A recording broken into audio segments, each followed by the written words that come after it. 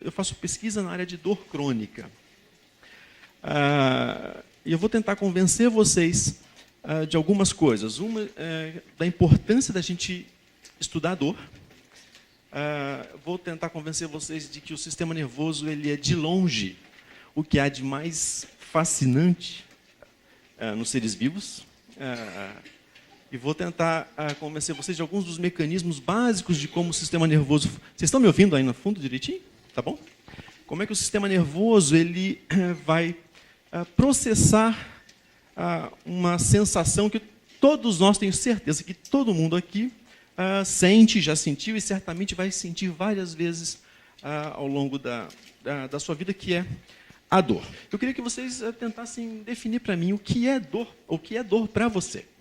A dor ela seria basicamente física ou psíquica e seria uma sensação forte ou suave de um desconforto. Tá, então, se ela é física ou psíquica, você já deu um passo para frente, a gente vai falar um pouquinho sobre isso, e você usou uma palavra que é importante aí para nós, desconforto. Essa é uma figura bastante famosa de um momento trágico e triste na nossa história, da Guerra do Vietnã. Vocês vão estudar ela ao longo do curso de vocês. E essa imagem, essa figura, ela mostra exatamente algumas características do que a gente reconhece como dor, né? Eu não preciso dar nenhuma descrição aqui, mas se a gente olhar essa figura, a gente sabe que esses indivíduos estão passando por muito dor. E a dor é uma palavra, ou é uma sensação, um sentimento associado a sofrimento. É o que vocês falaram aqui, é incômodo, é alguma coisa que machuca. Dor está associado a sofrimento. Ele pode ser maior, ele pode ser insuportável, ele pode ser menor, mas a dor, a sensação de dor é algo ruim, é algo que a gente não quer ter. E a gente pode, sim, dividir a dor de diferentes maneiras. A gente pode dizer que a dor ela é emocional, é o que você falou, e que ela é igualmente importante. Não é a dor que eu vou falar aqui hoje, não é a dor que eu estudo, mas é uma dor igualmente importante, né? Que é a dor da saudade, é a dor da perda, é a dor da ansiedade, da depressão, do medo e da hostilidade. Né? Essa é uma dor importantíssima, que tem mecanismos neurais, hormonais, que eu não vou abordar na nossa conversa de hoje. A dor que a gente vai conversar é o que a gente chama, que vocês já comentaram, que é a dor física, ou a dor biológica, ou a dor orgânica. É essa dor que a gente vai comentar, essa dor que você falou para... a dor é quando dói, essa é a dor de um tecido, né? A dor quando você cai, quando você machuca. Fica fácil a gente dizer o que é dor quando a gente olha, por exemplo, essa figura, né? Que é bastante diferente da figura anterior. O Neymar está sentindo nesse momento, sentiu, né? Bastante dor. E essa dor dele não deve ter sido... Se bem que foi emocional, né? Porque ele saiu da Copa. Ele depois deve ter ficado muito triste, chateado. Mas nesse momento a dor dele foi uma dor... Vocês lembram dessa história? Ele levou uma pancada de um jogador por trás. Essa é a dor física. Houve uma lesão, houve alguma coisa que agrediu o organismo dele. E uma resposta do organismo foi com que ele sentisse dor. Se a gente for dar uma definição científica para a dor, olha como é interessante. Eu vou dar aqui uma definição científica de dor, mas ela é exatamente aquilo que vocês já falaram para mim. A gente define dor, lá no curso de medicina, como uma experiência sensorial. A gente sente a dor. Ela é emocional porque tem uma série de outros fatores do nosso dia a dia, da nossa história de vida, que vão influenciar a dor que a gente sente, ou como a gente sente essa dor. Então, é uma experiência sensorial e emocional, ela é desagradável. De novo, dor é algo que a gente interpreta como ruim. Ela pode ser desagradável, eu acrescentei isso foi por minha conta, eu acrescentei como ela pode ser não só desagradável, ela pode ser insuportável. associada a uma lesão tecidual que realmente aconteceu. Essa expressão lesão tecidual efetiva é um machucado. Você caiu, é o que aconteceu com o Neymar, ele realmente teve uma lesão na coluna vertebral, na medula, ou pode ser uma lesão que não aconteceu ainda, mas que pode vir a acontecer. Por exemplo, se vocês pegarem o cabo de uma panela quente, vocês vão sentir dor e imediatamente vocês vão retirar a mão da panela. Naquele momento você ainda não teve, quando você sentiu a dor da temperatura alta, você não teve a lesão tecidual ainda, mas essa dor está te avisando que você pode vir a ter. Então é uma lesão que poderia ocorrer se você continuasse com a mão na panela. Então essa é uma definição científica para a dor que é bastante simples, não é? Então eu vou fazer uma outra pergunta para vocês. Eu estou dizendo aqui, vocês falaram, e eu estou repetindo, que dor é uma coisa ruim. E dor é uma coisa... Então, dor é uma coisa ruim, por que a gente tem? Não seria ótimo se nós não tivéssemos dor? Então, tá. Então dor não é ruim. Então, dor é bom. A dor é alguma coisa que ela é ruim, ela nos incomoda, mas ela tem um papel fundamental na nossa vida. Porque a dor nos avisa de que tem alguma coisa errada. A dor é um sistema de alerta. É um sinal para dizer que tem alguma coisa que está errada no nosso organismo ou que pode vir a estar errado. Tem algumas poucas pessoas no mundo que não sentem dor. E a primeira vez que eu li isso, eu devia ser um pouco menor que vocês, e eu falei, nossa, que fantástico, eu queria ser uma dessas pessoas, né? Não sentir dor. Mas essas pessoas, elas têm um problema seríssimo. Elas, inclusive, vivem... Hoje não, mas assim, antigamente elas viviam menos. Porque, imagina que ela teve uma dor no peito, que ela estava tendo um infarto do miocárdio, um infarto do coração. Ela não sentia a dor, ela simplesmente não procurava a ajuda médica, ela não ia para o pronto-socorro porque ela não sentia dor, então ela não tinha um sinal de alerta. Se ela tivesse uma úlcera no estômago, ela nunca ia sentir, né, o primeiro sinal que seria a dor, ela não sentia a dor. Então, quando ela eventualmente fosse fazer algum exame, ou ela morria daquela úlcera por alguma razão, ou ela não procurava médico. Então, essas pessoas morriam muito jovens. Hoje, existem aproximadamente 50 pessoas distribuídas no mundo que têm uma deficiência genética e não sentem dor, porque elas não têm a gente vai falar, elas não têm um receptor, ou algumas proteínas que transmitem essa dor. Essas pessoas precisam visitar o médico com muita frequência, para que ele possa fazer uma verificação se essa pessoa está tendo algum problema de saúde ou não. No nosso caso, a dor é sempre o primeiro sistema que vai dizer para nós: tem alguma coisa errada acontecendo. Aí a gente vai procurar o tratamento adequado. Então, a dor, embora ela seja uma sensação bastante ruim, desagradável, e ninguém quer ter, ela é importantíssima para a sobrevivência da nossa espécie, porque ela avisa que quando alguma coisa está errada. Tá bom? Então, esse é o que você falou, é um paradoxo. Ela é ruim porque ela nos incomoda muito, mas, por outro lado, ela é muito boa porque ela nos avisa que tem alguma coisa errada. Tá bom?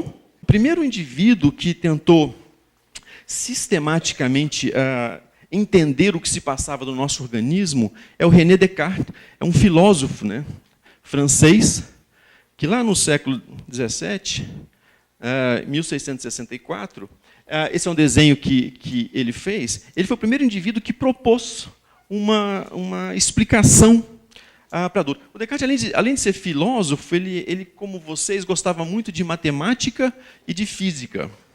Então, ele era uma pessoa que as pessoas davam muito ouvidos a ele. Ele teve uma importância muito grande, não só em filosofia, mas também em física e matemática. E o que ele propôs, que está representado nesse desenho, é que quando o indivíduo, por exemplo, se queimava, né, encostava, por exemplo, o seu pé próximo do fogo, a explicação para ele, para a dor, era que algumas partículas de calor do fogo entravam na nossa pele.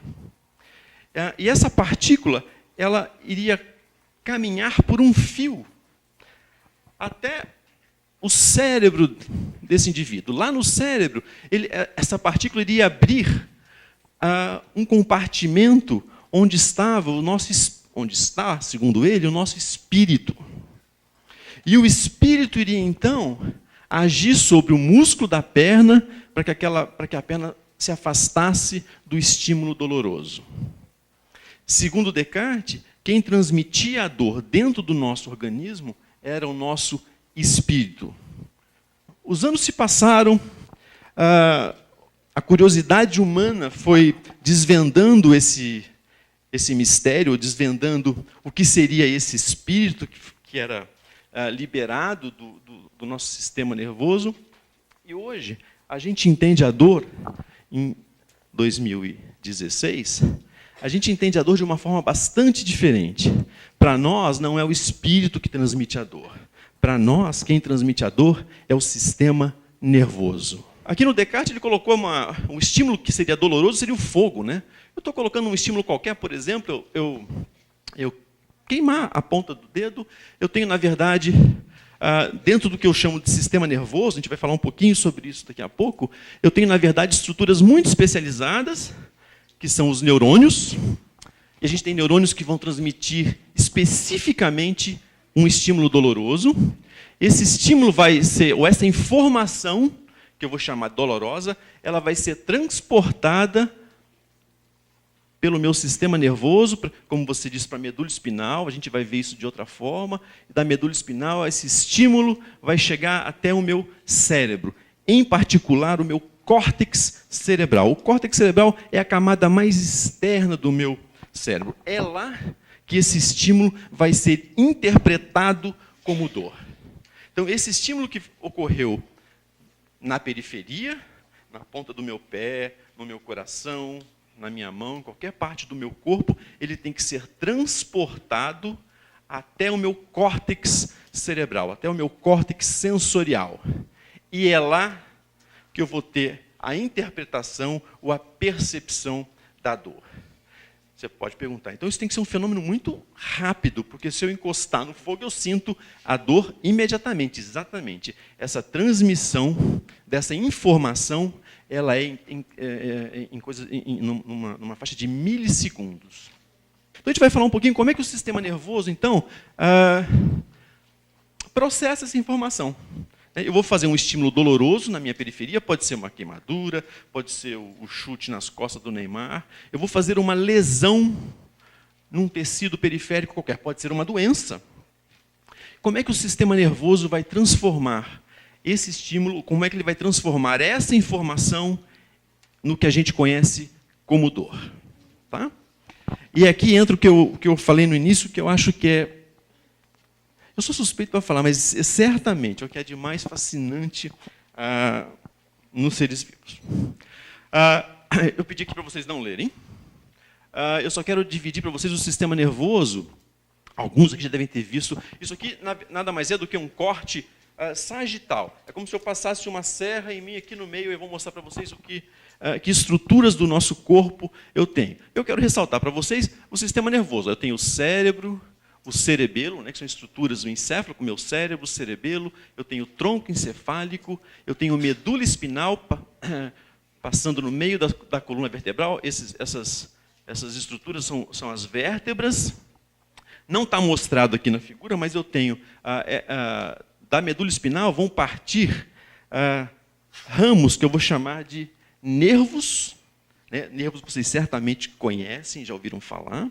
Tem gânglios, são regiões onde eu tenho algumas células que vão particularmente transmitir, não só a dor, vão transmitir uma infinidade de outras informações do que se passa no meio ambiente, do que se passa nas nossas vísceras.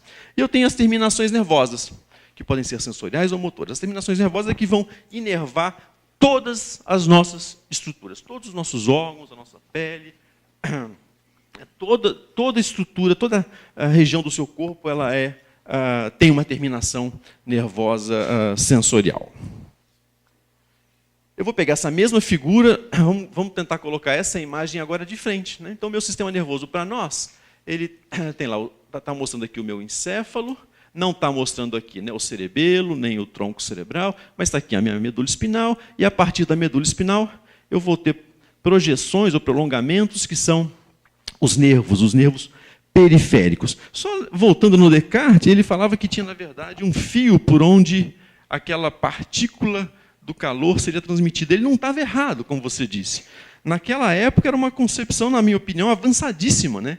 Ele não sabia nada de sistema nervoso, mas ele já imaginava que aquela informação da periferia, o calor que doía, era transmitido e ele era processado ou era interpretado lá no cérebro, né?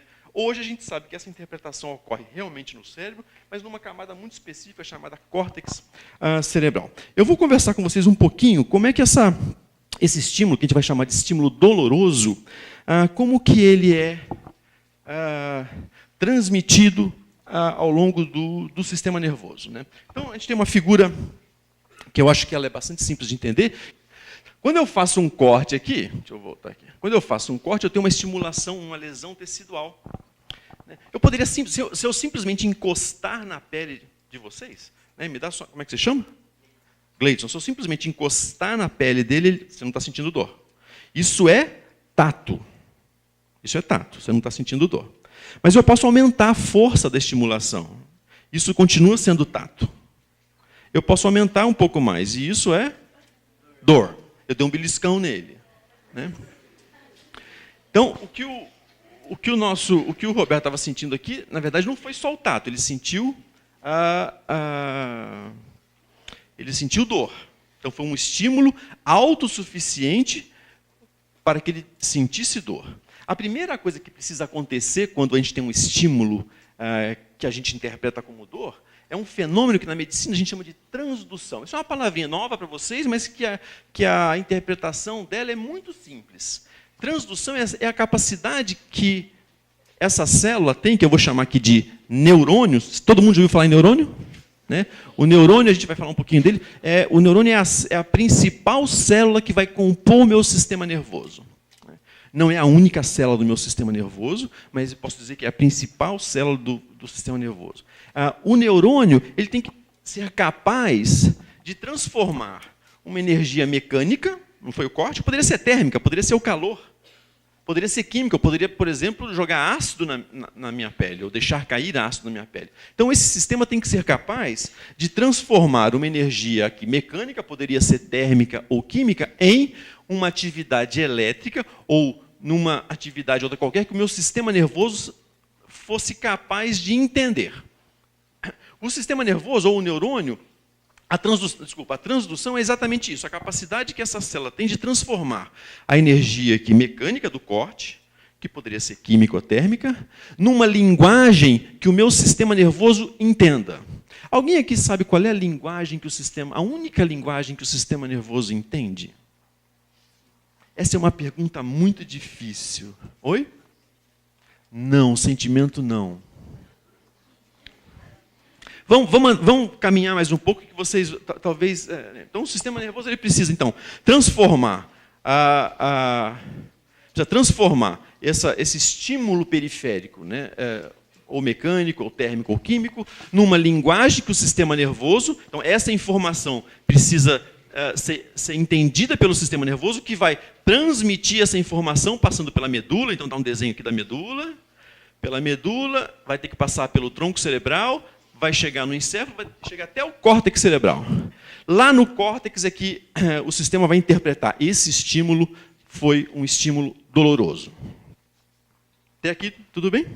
Então, a gente viu a transdução, tem a transmissão, né? Essa informação precisa ser transmitida para chegar até o meu córtex. Lá no córtex eu vou ter o que a gente chama de percepção, né, que eu estou chamando aqui de interpretação daquele estímulo, né? E a interpretação desse estímulo ele pode ser modulado. Essa palavra modulado é uma palavrinha que a gente usa muito em medicina, quando a gente quer dizer que outros fatores podem influenciar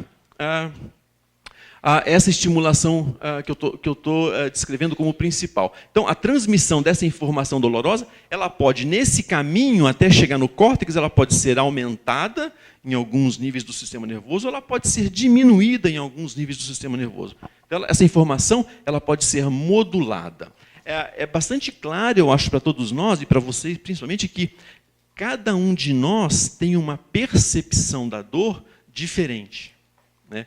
A dor, a mesma intensidade do estímulo doloroso é interpretado de forma diferente para cada um de nós. Por que isso acontece?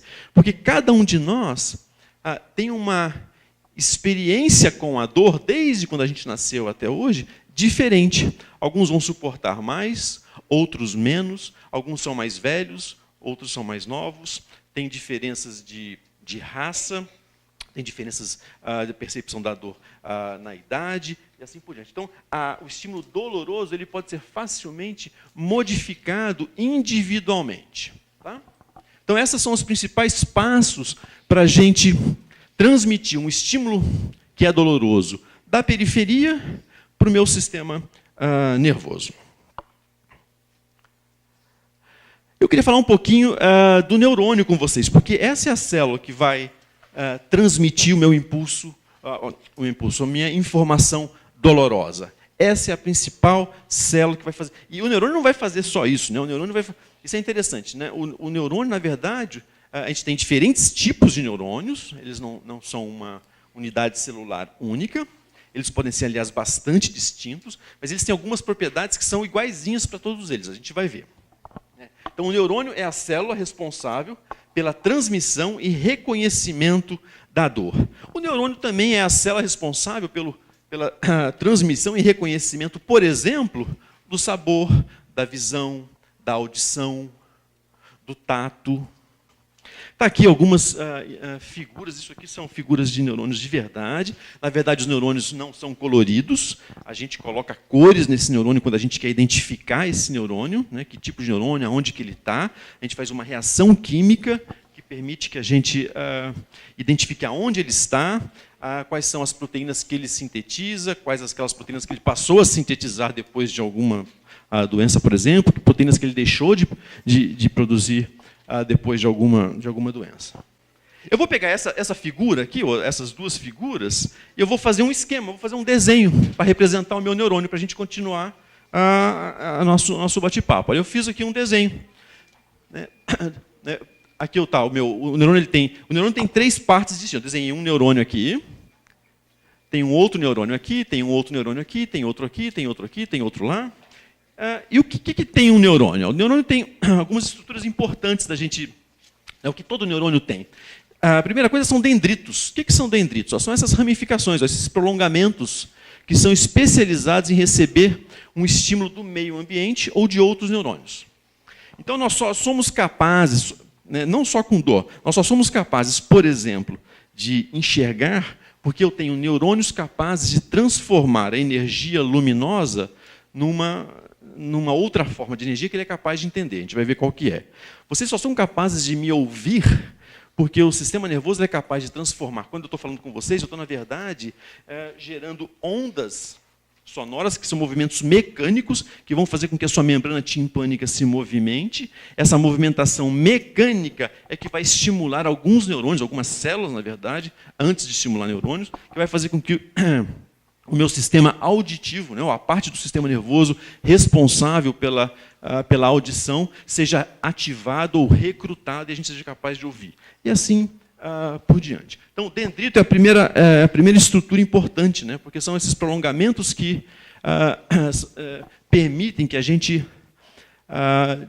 reconheça fenômenos que estão no meio ambiente. Uma segunda componente importante do meu neurônio é o seu corpo celular, que tem o núcleo e tem as suas organelas, né, no citoplasma. O citoplasma é a região onde tem as organelas responsáveis pelo metabolismo daquela célula. No núcleo a gente tem o DNA, que vai produzir uma série de proteínas, né? Então, o motor dessa célula está basicamente no corpo celular. E a gente tem uma outra estrutura importantíssima, que é o axônio, que é um prolongamento único, né? Que nessa célula deve ser essa estrutura, nessa célula deve ser essa estrutura mais espessa. O que é o axônio? É um prolongamento único capaz de transmitir informações dos neurônios para outras células. Que outras células? Pode ser um outro neurônio,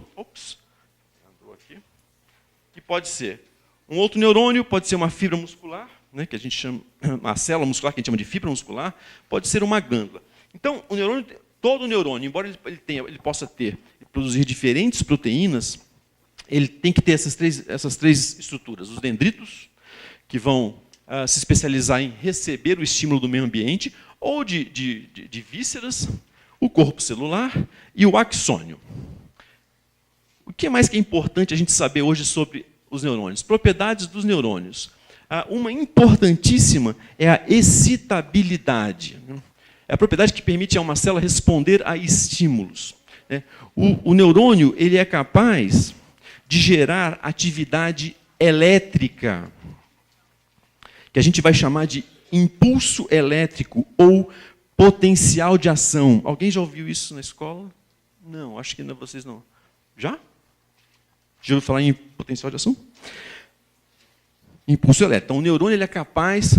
Como que ele é capaz de fazer isso? Ele é capaz de... Se a gente for medir a quantidade de íons positivos ou íons negativos, de cargas, no meio intracelular e no meio extracelular, a gente vai ver que no neurônio a gente tem mais cargas negativas dentro da célula. Quando eu inverto essas cargas, eu passo a ter mais cargas fora da célula, e o neurônio é capaz de fazer essa inversão, essa é uma propriedade do neurônio, ele consegue mudar as suas cargas iônicas através da sua membrana celular, eu consigo gerar uma atividade elétrica que vai percorrer o axônio. Essa atividade elétrica ela vai ser gerada no corpo celular, na maioria das vezes é gerado no corpo celular, e essa atividade elétrica ela é transportada, ela é transmitida ao longo do axônio. Deu para entender isso? Essa é uma parte importante da nossa história. Uma outra característica do neurônio, além da excitabilidade, é o que eu acabei de dizer, a condutibilidade, a capacidade de transmitir o impulso elétrico em grande velocidade. Eu chamei esse impulso elétrico de potencialização. Quando eu falo em grande velocidade, é o que eu disse no início, se você pisar num prego agora, você sente imediatamente essa velocidade de transmissão dessa atividade elétrica, que eu chamei de impulso, que eu também chamei de potencial de ação, tem que ser muito rápida. Porque senão, se ela fosse lenta, você pegou na panela quente, está queimando a sua mão, você vai levar 10 minutos para sentir dor, já queimou a sua mão. Então tem que ser um fenômeno muito rápido. Uma outra propriedade importantíssima de neurônios é sinapse, que é a capacidade de se comunicar com outras células. Na verdade, a sinapse é uma região entre dois neurônios, que permite que esses neurônios se comuniquem. Então, a gente está falando agora de comunicação celular. E por que a gente está falando de comunicação celular? Porque o meu estímulo doloroso ele está acontecendo na periferia do nosso corpo, ou nas vísceras, e ele precisa ser transmitido. Essa informação dolorosa precisa ser transmitida até o meu córtex cerebral, porque é lá que vai ser interpretado como dor. Então eu preciso de uma célula que seja capaz de transmitir essa informação. Então a gente tem uma célula que produz uma atividade elétrica que percorre o neurônio, tem condutibilidade, e ela é capaz de passar essa informação de um neurônio para o outro. Porque entre a minha pele, por exemplo, e o meu córtex, eu não tenho somente um neurônio, eu tenho vários neurônios. E eles precisam se comunicar entre si, para que a informação passe de um para o outro até chegar no córtex. Essa informação ocorre, na grande maioria das vezes, através do que a gente chama de sinapse. Tá? Só um parênteses rapidinho, essa comunicação a comunicação celular no sistema nervoso através das sinapses não é a única forma de comunicação celular. Existe uma outra forma que a gente chama de sinapse, também uma sinapse elétrica, onde as células se tocam fisicamente. Né? E eu tenho canais que são comuns às duas células. Mas 95% da comunicação celular que ocorre dentro do sistema nervoso ocorre através dessa sinapse, que eu vou chamar daqui a pouco de sinapse química. No desenho, a gente colocou aqui essas células amarelinhas, chama-se bainha de mielina. O neurônio é como se, fazendo uma analogia, com um fio de eletricidade. Eu posso colocar uma capa isolante, que eu vou chamar bainha de mielina. A bainha de mielina, na verdade, é uma célula que tem bastante gordura e que isola, na verdade, o axônio. E permite que a velocidade de condução desse impulso elétrico ocorra de uma forma muito rápida. Alguns neurônios têm pouca bainha de mielina, eles vão o impulso elétrico vai percorrer de uma velocidade menor. E tem neurônios que não têm bainha de mielina. Então o impulso elétrico vai percorrer o axônio uma velocidade ainda menor. Tá? Eu perguntei para vocês qual é a linguagem que o sistema nervoso entende. A única linguagem que o sistema nervoso entende é atividade elétrica, é o impulso elétrico, é o que a gente chama lá no curso de medicina de potencial de ação. Tudo o que acontece no meio externo e tudo o que acontece nas nossas vísceras, tudo, absolutamente tudo, para ser processado pelo sistema nervoso, tem que ser transformado em potencial de ação, em atividade elétrica, em impulso elétrico. Essa é a única maneira que o sistema nervoso consegue processar uma informação qualquer. Como os neurônios se comunicam para transmitir a dor? Então, essa é uma questão importante. Eu estou dizendo aqui que eu disse que é através da sinapse, né? A sinapse funcionaria mais ou menos como o WhatsApp do sistema nervoso. É o que vocês fazem, né? Você pega o seu telefone e você manda uma mensagem, você não tem contato físico com a sua coleguinha do lado, mas você é capaz de mandar uma mensagem para ela. E ela pode mandar essa mesma mensagem para a coleguinha do lado, até chegar em algum outro lugar. Então, eu coloquei desenhos aqui para vocês entenderam que dois neurônios podem se comunicar, né? Então está aqui o corpo celular, os dendritos. Eu tenho aqui o meu axônio. Ele pode se comunicar com o dendrito de um outro neurônio. Ele pode se comunicar com o corpo celular de um outro neurônio.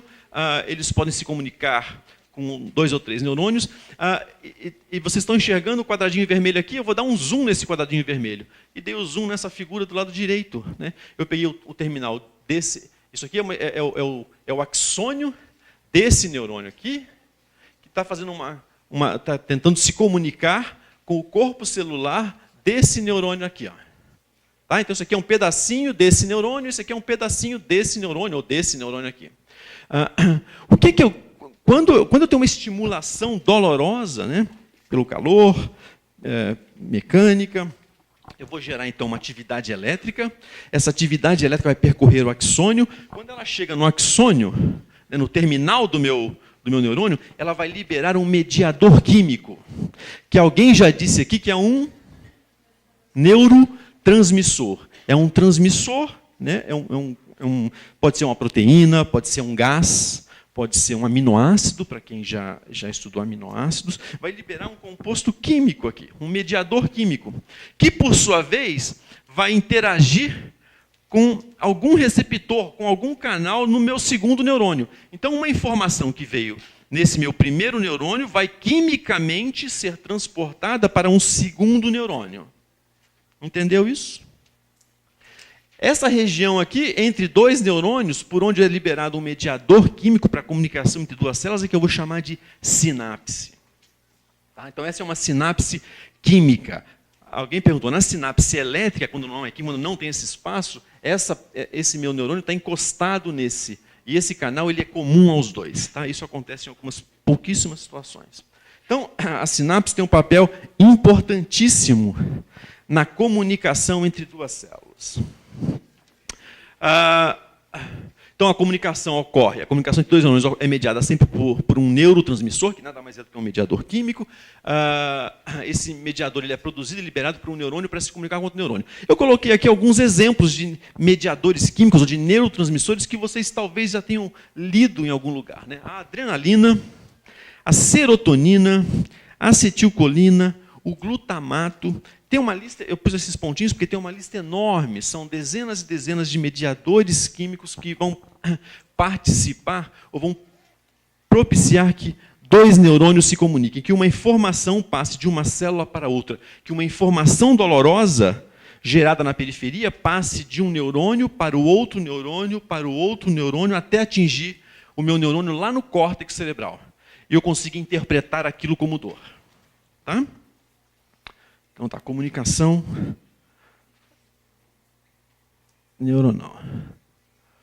Então, voltando aqui nessa figurinha que a gente já mostrou, a gente viu que eu tenho que ter uma célula, que o neurônio ele é capaz de transformar em uma energia mecânica ou térmica ou química em atividade elétrica, que eu chamei aqui de impulso nervoso ou potencial de ação. Esse potencial de ação então ele é capaz de ser transmitido através da medula espinal, tronco e cérebro até atingir o córtex, onde eu vou ter a percepção da dor. E eu disse para vocês, a gente vai voltar nisso, que essa informação que foi gerada na periferia, que essa informação dolorosa, ela pode ser modulada, ela pode ser influenciada. Eu posso aumentar essa dor, ou esse estímulo, eu posso aumentar a atividade desse impulso elétrico, ou eu posso diminuir a atividade desse impulso elétrico. Tá? Esse aqui é só um resuminho. Eu disse para vocês que a gente tem diferentes tipos de dor. Quando a gente está estudando, começando a estudar a dor, a gente pode dividi-la de uma forma bastante simples. A dor aguda, que é o que eu disse para vocês, que a gente discutiu no começo do nosso bate-papo, que é a dor boa, no sentido de que ela é a dor fisiológica, é aquela dor que existe para nos proteger. Essa é a dor aguda. E ela ocorre seguindo aqueles princípios, né, de transdução, transmissão, percepção e modulação. Se essa dor aguda persistir, ela vai se tornar crônica. O nosso organismo foi feito para sentir dor por muito tempo? Não. Por que não?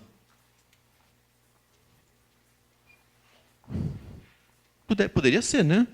Seria bom que fosse assim também. Não, não é. O sistema de transmissão da dor, ele foi feito para ser acionado quando você tem a lesão e ser imediatamente desligado. E a gente vê como isso é importante para a nossa sobrevivência. Então, a dor aguda, se ela persiste por alguma situação, geralmente é uma patologia que continua estimulando o sistema de dor continuamente. Vai produzir, então, uma dor que a gente vai chamar de crônica. Ela pode ser de dois tipos. Eu pus aqui um exemplo, uma dor inflamatória, por uma queimadura, por exemplo. Esse indivíduo deixou cair ácido no seu corpo. É uma dor que eu vou chamar de inflamatória, né? A inflamação é uma reação química que ocorre nos tecidos, no sentido de proteger aquele tecido, de reparar aquele tecido. Então, a minha dor pode ser de origem inflamatória, ou ela pode ser, também é um nome muito esquisito, certamente novo para vocês, a dor pode ser do tipo neuropática. A dor neuropática, por definição, é uma dor causada por uma lesão do sistema nervoso. Então, no meu desenho aqui, tá vendo? Vocês reconhecem? Eu tenho a minha coluna vertebral, eu tive um acidente de carro, por exemplo, eu fraturei a minha vértebra que está comprimindo a minha medula espinal.